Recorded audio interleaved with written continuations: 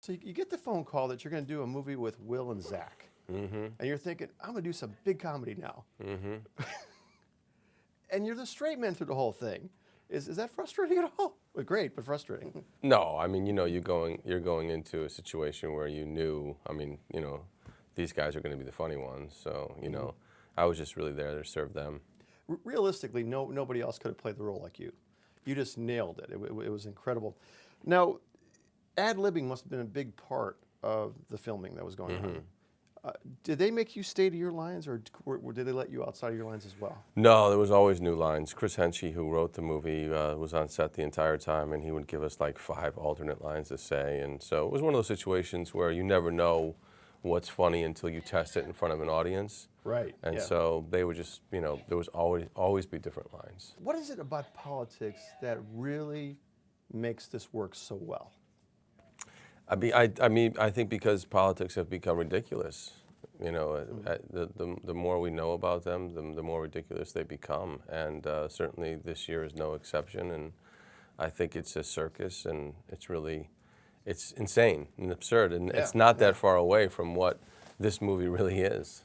Robin Williams told me that his favorite comedy comes from when you're as close as you can be to real life.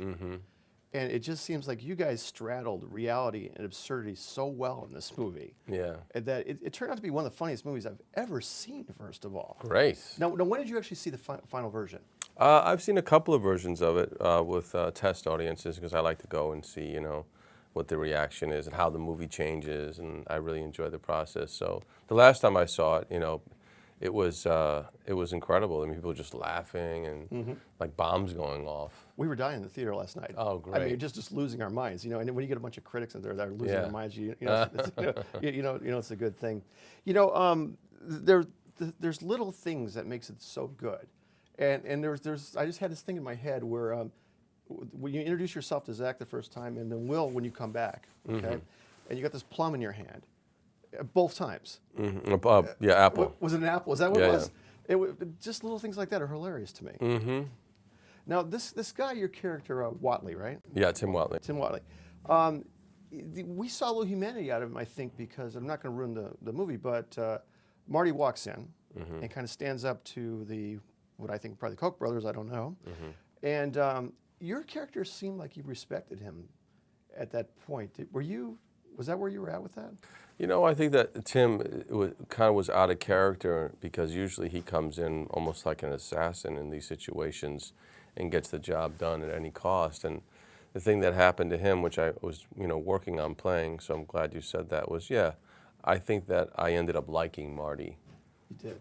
I ended up respecting him, and that's sort of outside Tim's box. He doesn't really let people in. So the fact that happened was a big deal for him. And lastly, what do you think? What are they going to take away from this movie when they walk out? I mean, first of all, this is the funniest movie of the summer. Absolutely. If you want to have a good laugh, this is really the movie to see. And secondly, I think we have to laugh at the process of politics. We're in the election year, and I think everybody's exhausted by it already. So if you come and see this movie, you're going to get some relief, and you're going to laugh at it, and you're going to have a good time. We needed this right now at this time, didn't we? I think so. Thank you so much. Absolutely. Thank you. Fantastic.